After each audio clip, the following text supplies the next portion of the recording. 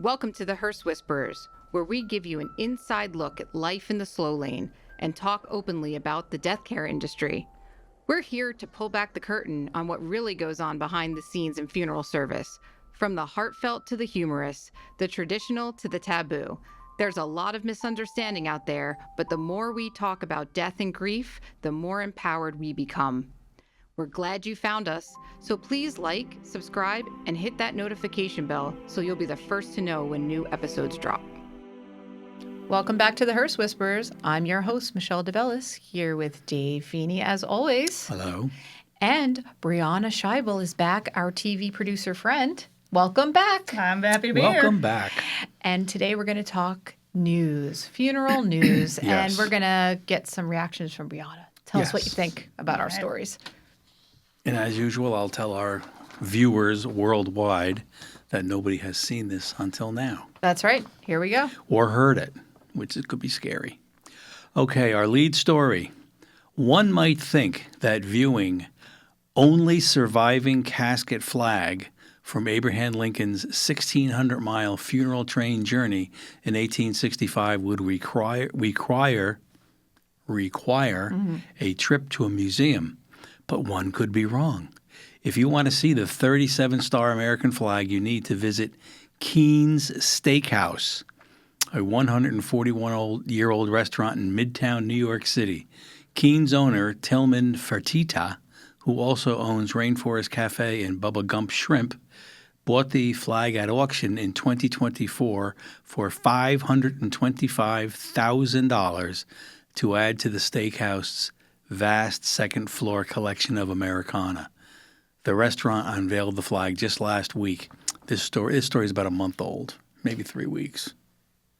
Oh, wow. So you have a steak and a flag. Okay, many questions on this. Number one, why is a flag of that importance on auction?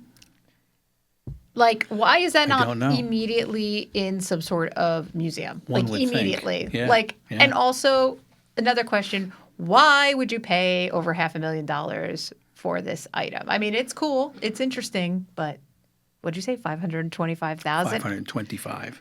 $525. Auction. So he outbid somebody. So somebody else was willing to pay probably $500. So I wonder if it's, like, authenticated. Oh. It has to be, but like, how do you just say like this is the flag? This is it. Trust me. How do you know? Yeah. It's making me hungry. Yes, I know. let's talk about the steakhouse. That's a good steak. Keen's? Yeah, Never been there. Well, now it's a whole experience to go there to see Sure. that. Now you have to There's go. a lot of hidden gems in New York. You ever been to Francis Tavern? No, but I know where it is. No, is it good? Yeah, it's very good, but it's got a lot of historical, relevance. But there's a lot of nerds that would definitely go to Keen's just to see this flag. Just to see this I mean, flag. myself included. It's pretty cool. I mean, now, it is, yeah. If you got the money. Their business is going to skyrocket. Yeah, see, you heard it here first. Yep. But, I wonder if it's like in a certain spot and it's like, well, you could sit at the flag table. You gotta reserve that. it's probably extra behind money. glass. Yeah, but you're sit by the pressed. flag. Sure. But that's, I just thought it was a really odd That's very thing. odd. I think that's very odd for that to just be floating around at auction. Yeah. It's weird. Like you'd think, what is it, like Lincoln's hat? Or no, this is his burial flag. Yeah. So. Yeah. So I guess they didn't fold it up and give it to Mrs. Lincoln. Yeah, what's up with that? Where was So, the funeral director that day? Tillman Fertitta's great-great-great-grandfather is seen on film grabbing the flag. Yeah, around I mean, come on now. and now it's back in the family. Yeah, So, but that was not a great story, but I just thought it was interesting. I think it's interesting. Especially it's in New York. Yeah, So, crazy. I like it. I used to like to go to McSorley's. That's a good one, too. Classic. Light or dark with the beers. Yeah, That's whoa. I was just Yep. there recently, actually. Yeah, we had a friend of mine, not that we ever went there before we could drink or anything, but we were there, and an old friend of mine, Joe, who wore glasses, bragged to us that he could eat one of the crackers and cheese with a whole bunch of the mustard. He said, I can do this. This is mustard. Nothing will happen. He had a bite of it, and literally his glasses turned to fog. And he was almost crying. But I know they have the story of the wishbones by the bar. All the guys going off to World War I. Mm-hmm. I guess they had it. They all were given free chickens, and they ate them, and they hung their wishbones on the bar on a rail above the bar, and then when they came home from the war, they would take their wishbone down. So there's a whole row of wishbones of guys who never came back. Oh. It's Yeah. funny you say that. I literally was just there, and I had some people visiting from out of town and took them there because it's like a historical place. So I'm asking the bartender, just can you give them just a little 90-second history?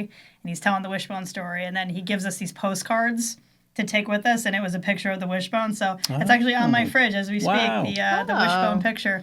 That Go is figure. cool. Yeah, I had a book once. It was about McSorley's, and all it was about, it like went from this end of the bar to that end of the bar, and with the wishbones and all these other things they had. In fact, I remember going there before they had a ladies' room. I was just going to That's ask what that they was- question. Yeah, they have one now, but Yeah. it wasn't marked very clearly. It's like down here. I watched the wrong one, and I remember Yeah. everyone behind me was like, "No, wait." I was like, Yeah. but yeah, no, that's true. But they Yep. have one now, so Yeah. But I don't know the year, but it was like it's a crazy year, like Yeah, that like the women were. 70s or Yeah, it was like something. something. I remember it happened. Nuts. A lot of the guys that I used to go there with, they weren't really upset, but they're like, "What are we going to do?" What's next? Now Women you have to voting? wait for Yeah, come you on. poor Yeah. men. Yeah. It's, Oh, I know. my heart goes out to you. Yes. Nobody realizes. So sad. Okay. Well, story number 2. Leave it to the Japanese, a culture known for embracing 1 by 2 meter capsule hotel pods. I thought this was a cool story. Okay. 1 by 2 meter capsule hotel pods in 50 square meter micro apartments to find comfort and relaxation by lying in a closed coffin. Really? Coffin lying is the practice of meditating inside a coffin and giving one the opportunity to contemplate their mortality. While this trend started with plain wooden coffins arranged in a coffin lounge, newly opened spas now provide cute coffins to accommodate different personalities. Scoff if we must, but the reasoning behind this odd offering is actually well-intentioned. Providers say it's a creative form of mental health advocacy, hoping to curb the record-high suicide rates among Japanese youth. Before choosing a death that cannot be reversed, said one business owner, I want them to experience a death that can be reversed. So I guess it has a good intention, but I don't think I have to lay in a coffin to really dwell on my death. I mean, No. a box would do, or just a piece of paper over my face. I would be so claustrophobic the whole time. It would not work for me. Like I've seen those sleep pods before that they have a lot of times. I Sure. think like in airports and like other public places that you Right. can just like rent out for a period of time. Even that is like weird to me because that's just me. I don't think I would like to be in an enclosed. I just space get like very that. afraid if they can't open it. Yes. Like if you're having an MRI and you go, and you know it's right here, which Yeah. I just have my eyes closed the whole time. But I always think, what if there's a blackout? And I'm stuck. How do they get me out of here? Yeah. Well, I mean, also, you don't have to lay in a coffin. And you can't prevent your death. So No. I mean, you're gonna go in that box one way or another. Yeah. Also, I wonder I really. don't need a teaser trailer for that. No, you don't need that. I mean, I wonder if it's really a coffin though. Is it a casket? Well, it's a main It's a maid. It's cute. They're cute coffins. They're cute coffins. Yes. I would imagine that his business tailed off and somebody down the street said, "Hey, these are very plain. Let's make cute coffins." And now they're back. So now, like, as the world trends towards cremations, will casket and coffin manufacturers say, "Well, we'll make these for living people now. Yeah. We'll have cute coffins." I mean, it probably was thought up. Like it said, they had good intentions. I mean, I can see it. Well, we used to do death and dying classes in the Ridgewood High School, and we would have I got in a lot of trouble for this last time.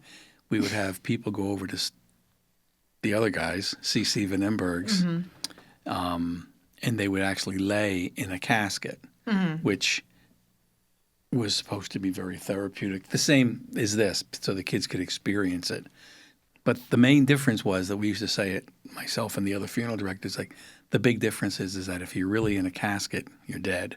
Like Yeah, you like- don't care if it's open or closed or Right. and then they would come to our funeral home and we would be in the embalming room and we would explain the process and but it was I should do a Halloween special with that. Yeah. Yeah. Good promotion. There you go. In October. Cute coffins. Cute coffins. Yeah. Oh my God. But I just thought that was really That's Out- bizarre. yeah. People will pay for anything. People will pay. That is really a good point. People You will wonder pay how for much. anything. Is I'm it- like, just close your eyes. Yeah. Sure. Lay on the Kind of couch. the same thing. was it $5 to lay in a wood one, and then down the street you got a cute one for 50? So What do you care about think how better. cute it is? It's on the outside. Well, people do. So this is going to ask either of you, when you look at coffins, at funerals, they look comfortable. Yeah. Is that just more so the family feels better about what's going on? Yeah. Yes. Yeah. I mean, you are dead inside, so you don't feel anything. But it does give the appearance of comfort. Yeah. Right. More of an Makes sense. appearance. There's a bed that goes up and down. That kind of new. New meaning do the like- last 40 years. But we Like used to have to. Tempur-Pedic or? No, well, Well, sort of. Actually, it- sort of. Yeah. But, The but high they used end. to. We used to have to put the casket would come, and there would be the cloth that the person would lay on. Underneath that would be straw, and you would have to take the straw from the foot end and push it up to the head end, but not too much because you need straw down this end. So it was like a little bit of an art form, very primitive art form. Yes. But then they came out with beds, which are attached to either end of the casket, and then you have a crank, and it cranks the one side up. So the person, when they're in the casket, they just kind of look more comfortable. So, And then the part you don't often see, some people do, some people don't, is we have to crank them down, then lower Right. them down to close the lid. yeah. Oh, gosh. So the way that you see a person usually in a viewing is they're higher up so that you can view them easily. Right. Yeah. And then we lower them down. Yeah, well, when we have a natural casket or a natural coffin, you know the difference between a casket and a coffin? I sure don't. Here we go. Here we go, learning time. Whoops, sorry. A coffin is arthropodal in shape, so it's narrow at Spell the that feet. out for me. ARTH ROPODAL. Close there. Very good. But it's narrow at the feet, and then it goes up and is wider at the shoulders, and then it goes up towards the head.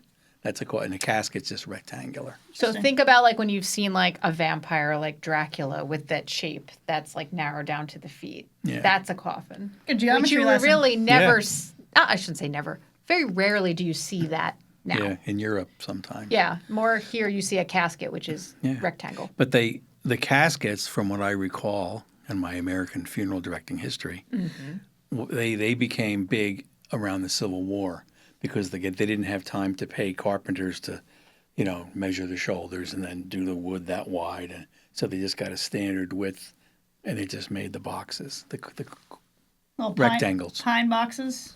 either pine or metal. And then, of course, when you have the basic, there's always the guy down the street that says, why don't I do this? And they make it better, and then they go, and now the caskets, Oh, there are all kinds of stuff there's you could have. all kinds of things. Mm-hmm. And sometimes we're the family, and they'll say, one casket company has magnets you can put in the head panel, like Dear Dad, Loving Mother, or whatever.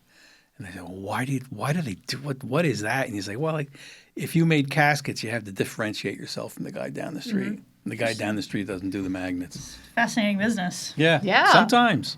Sometimes, yeah. Sometimes not. I believe it. Sometimes. So, okay. Let's see. I can do our last news story. All right. Oh, okay. This I thought was pretty good. No one likes to wait on a tardy family member or an entire car full of mourners to show up before a graveside service can begin, but you do it anyway. You must.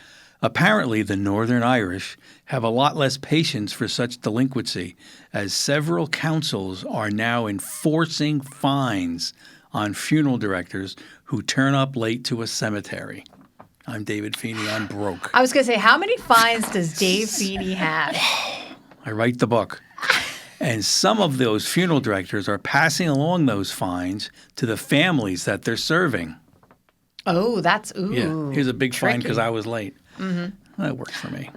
But the fines and time frames before which they are enforced vary from area to area, but can be as high as $250 after a 15 to 20 minute wait.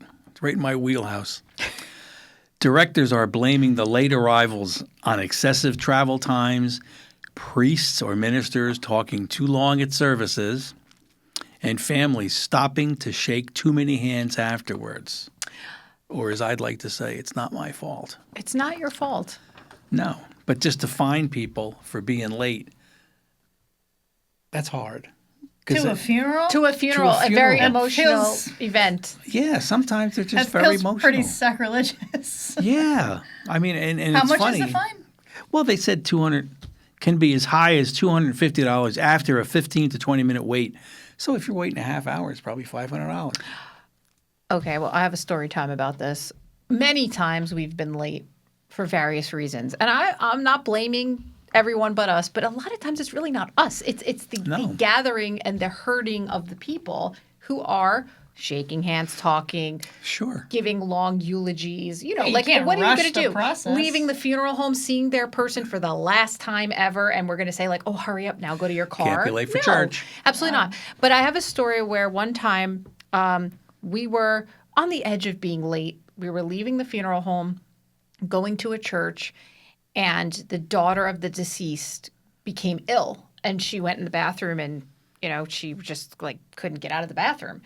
And now time is ticking, and we are now late. And the priest was very upset. And when we got to the church, he was basically almost in the street, like, where were you? And I mean, we were probably 20 minutes late.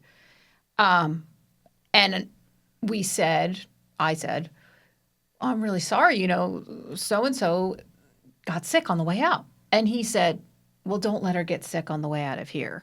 Like, because then we had to go to the cemetery. And I was like, what an odd thing to say. Yeah. But when you put it into perspective, it's a high stress time, right? Like for the family, for us directing the funeral, and also for the priest or whoever's in charge of the next phase, because like, who knows what they have to do next after this.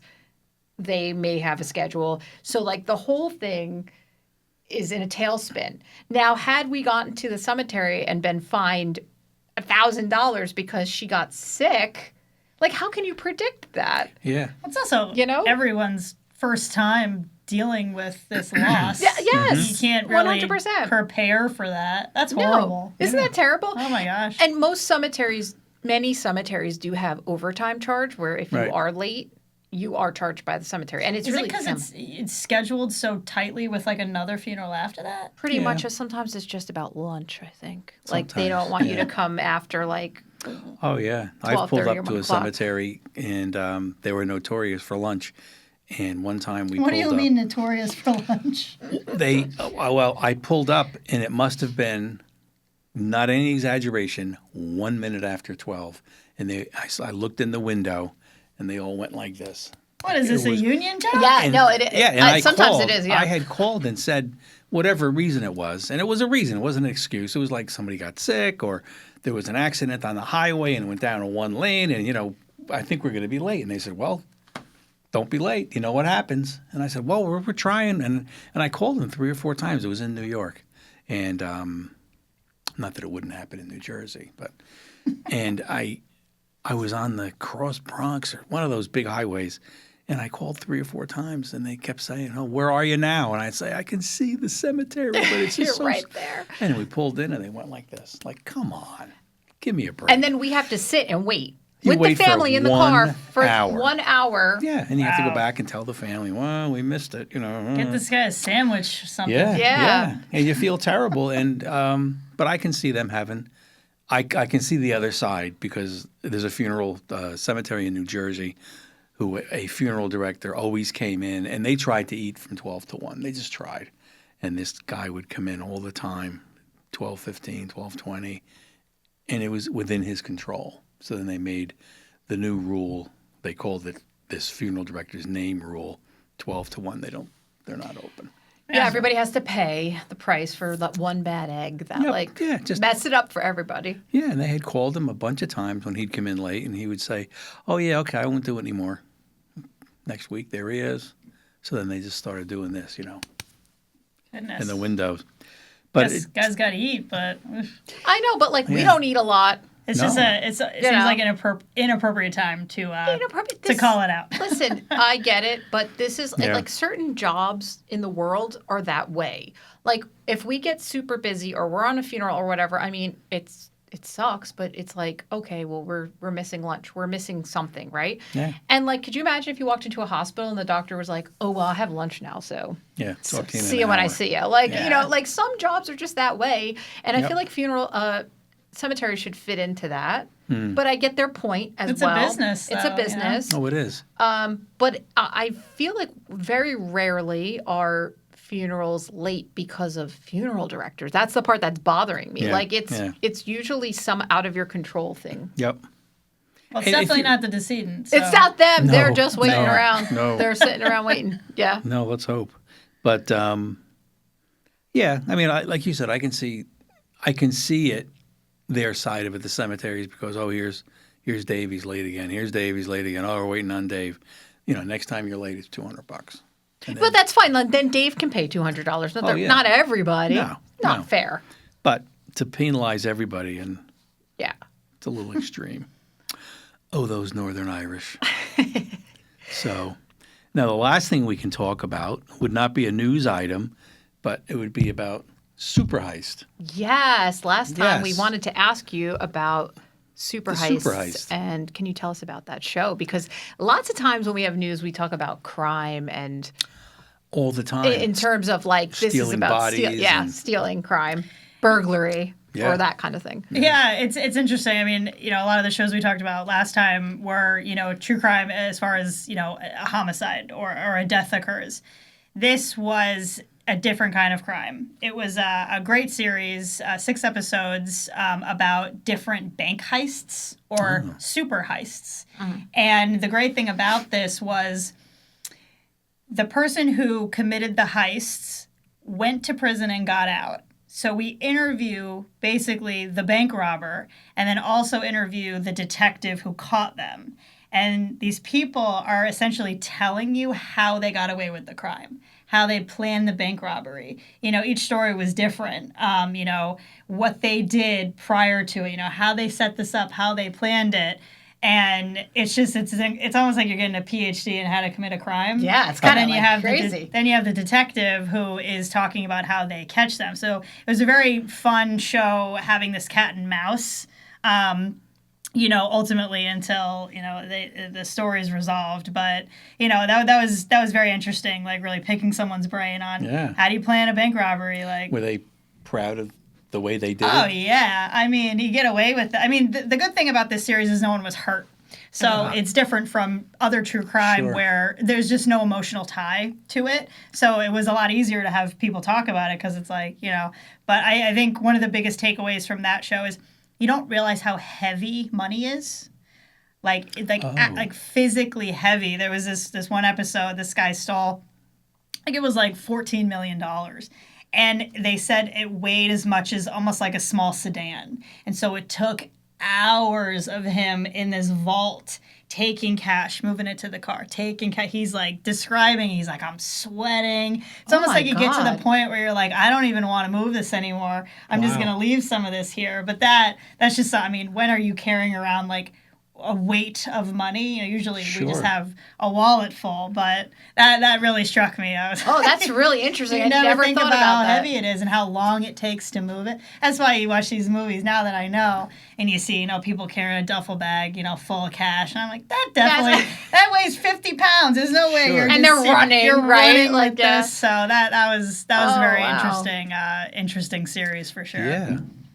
How did the guy ever be in a vault for hours? Just that late at night, or? Well, it's funny. He worked there, so he worked, you know, where they kept all the money. So he got these co-conspirators together, and you know, he said, you know, I'm in control of this vault. You know, I work this night shift. I know where the cameras are. You know, I mean, it was old school, you know, back when they had videotaped security cameras. Oh. So he's like, you know, take the tapes after we're done. They had a van ready to go. He had the lock codes. So it was like the perfect storm, you know, but that story in particular, they were idiots for sure. So there's a comical element to that because they really didn't know what they were doing. But he just they're like, "Where are you? What's taking you so long?" on their walkie-talkies. And he's like, "This is so heavy. I can't move this any faster, and I can't, you know." So anyway, I just got such a kick out of that God. series. It was a good one. So they're a genius to that point, and then it just falls apart. Well, that's the thing. Once you have all this money, what do you do with it? Where do you stash it? Like, you can't just put millions of dollars under your mattress. No. So, you know, No. they're trying to spend it. They're trying to hide it. Can't deposit it in your you bank can't go to the account. Like, bank. what are you going to do with But that's that? the other thing. They just didn't think it through, and they did start spending money. So now everyone's looking at them. You know, they're just buying these mansions, buying all these cars. Like, just weren't even thinking through that maybe this is going to set off some kind of a red flag for them. Right. Anyway, I just ate it up. It was such a different kind of crime to cover, but again, you know, you got a good story. You can kind of make it into anything. So Yeah. it was a good one. How was the relation between the heister and the detective? Like, were they ever talking to each other and laughing about things? You know, for this series, we didn't have them overlap, but I think so much time had gone by and they did their time in prison. It was almost like no hard feelings. It was just like, you were a real pain in my ass. Doing and my I, job. you know, had to go chase you down. But yeah, it's, you know. That's what I was thinking when you were talking about it, the Tom Hanks movie with Leonardo DiCaprio. Catch Me If You Can. Catch Me If You Can, and they became just friends, Yeah. sort of friends, I guess. But, you know, it's the older cases when it comes to bank robberies are a lot more interesting just because it's so low tech. Right. You You could know, never now think about that now. Yeah, I mean, everything's locked up. It's a lot harder to get away with crimes, but, you know, when you just got to ditch a couple VHS tapes, you know, it's more exciting. So, With the laser beam. yeah, Mission Impossible, Trips. try to get Yeah. into Oh my Ocean's God. 11. It's very complicated, but back in the Wow. day. Yeah, you used to file your fingertips and do the twisty thing. Wow. All the old school tricks. So yeah, but you were Doesn't saying work anymore. theft of bodies. I mean, I know Oh, we see that a lot yeah. in. I guess they just did that Ed Gein series. Yes, we were talking about that a few episodes ago about in Ephrata, we're talking- Pennsylvania. Yeah. Mm-hmm. Pennsylvania. Yes. But is it really that common for people to steal bodies and not dig anymore. up graves, or I guess more steal like precious belongings that might be in a casket, or I mean, currently I haven't heard a lot of that. grave but- robbers? So Yeah, but Yeah. that was a thing like back in the day, you know, where people were concerned about grave robbers, like in the 1800s and stuff. And then you would see unique types of additions to like caskets or graves. Like they would have a cage kind of a thing that would go over a grave because those were mostly related to medical schools. People were. You couldn't easily get bodies, I guess, it wasn't like a thing to donate your body to science. So these grave robbers would be like selling bodies so that people could learn about anatomy and things like that. So Yeah. a lot of people would do protections, like certain protections for graves. But that sort of fell out as medical schools. do caskets they lock now? Oh yeah. Oh, yeah, they do. After we put the bed down in the casket. Was that this episode or Yes. last time? Yeah. Just this one. There's a device on the foot end of the casket, and if you ever look at a metal casket, now that you know, you'll see there's a little tube, and we open up the tube, and we have a hex wrench, and we close the hex wrench, and under both sides of the casket, the top and the bottom, there's a bar that goes this way, and the lid and the this is high tech special I know. effects here. I'm into The it. lid and the now we're going more high tech. The lid and the base have little loops of metal on them, and the bar goes like this, so it seals the top onto the bottom, and the bar is attached to the bottom, so you can't open the casket. And that's it also that's purely to deter. well, no, but it also the bar gets thicker as it moves, so it pulls the lid onto the base, and there's a layer of rubber, so it makes a seal. So the casket seals against water and soil, but it doesn't do anything for the inside, the person, as far as preservation or anything like that.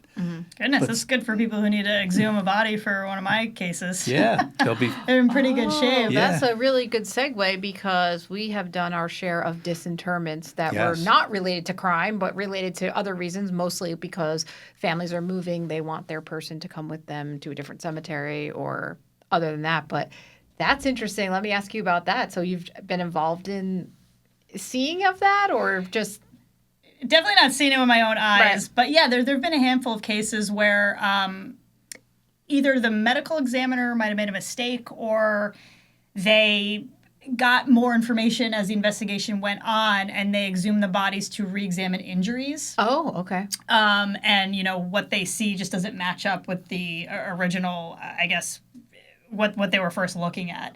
And that has totally turned. I did a case, it totally turned, and they started looking at somebody else based on the injuries. It was an elderly man, and there was only one other person that had access to him. And yeah, sure enough, they just, I forget the series of events with the clues, but yeah, because they exhumed, they were able to arrest someone. They thought it was a natural causes death, and then went back and looked at these injuries and said, wait a second, Wow.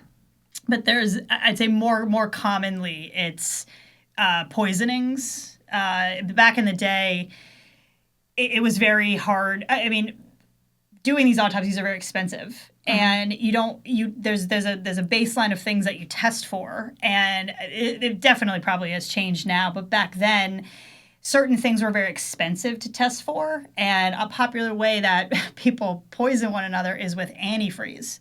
It's got a sweet flavoring to it, and so it's very easy. I feel like I'm telling people how to Commit a Yeah, crime well- by Briana. Yeah, you can Yeah. you can put that in someone's drink, and the symptom. These don't have these doctors come for me if I'm misspeaking No, here. we're fine.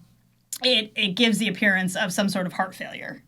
And I did a case one time, and that's what happened, but this woman, it had happened to a series of her ex-husbands. Oh. And they started saying, okay, well, let's look into this. So exhume the body, and what they had to do was take certain organs out, slice them, and really look under a microscope to test for this antifreeze specifically. And they got her based off of that. Wow. But, Whoa, but that's again, so crazy. but if you had, a body that was sitting not well preserved for years and years, I don't know the state of, Yeah. how their organs, I don't know what that looks like Yeah. after so much Probably time. not but good. I mean, at They some figure it point- out. Now it seems like you got bodies that are waterproof and yeah. Well, yeah, pretty well but preserved in there. even in that case, at some point, your bones, Yeah. right? Because Right. everything is going to decompose at one rate or another. So you got a time limit to do that, but it's Yeah. But imagine the thought of I'm gonna poison my ex-husbands with. No one's gonna know they all died of the same thing. Everybody has heart conditions. What just Yeah. your point from our last episode about people want to know what goes on in the mind, right? That's where there's a lot of interest. It's how could they commit this crime? What's the motivation? I always think about that too. What, not just the motivation necessarily, but what made you think you would get away with this? Because when you start this process, you must be thinking, there's no way they'll figure me out. I've Yeah. got this all planned out, but they always pretty much do. But that's the thing. She did get away with it. Then she got away with it again. And I think you get addicted to I can get this. it worked. And if it ain't broke, don't fix it. I mean, this sounds so horrible and morbid. Yeah. But yeah, I mean, it was sort of what we would call a Black Widow case. Oh yeah. Yeah. And then by the third person, I think these people were saying there's just no way. These kind of coincidences don't exist. Yeah. So yeah, that was a good one. I forgot about that one. But it's also, I mean, I'm sure, as you know, it's very upsetting to a family to have to deal with the exhumation of a body. Oh, yeah. You lay someone to rest, you're laying them to rest, and now it's.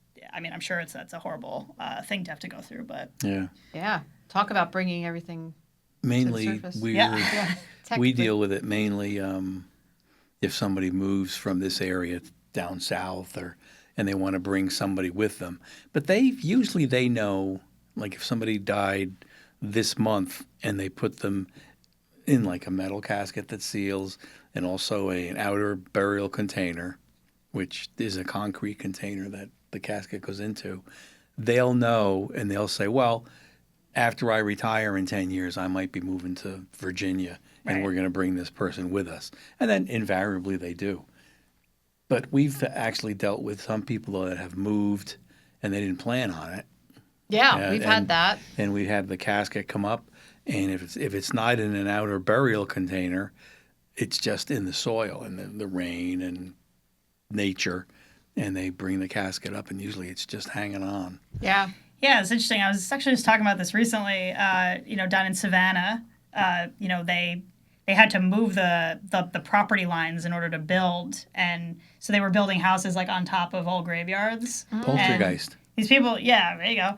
These people would just be like gardening and find these bones, and then you have to call.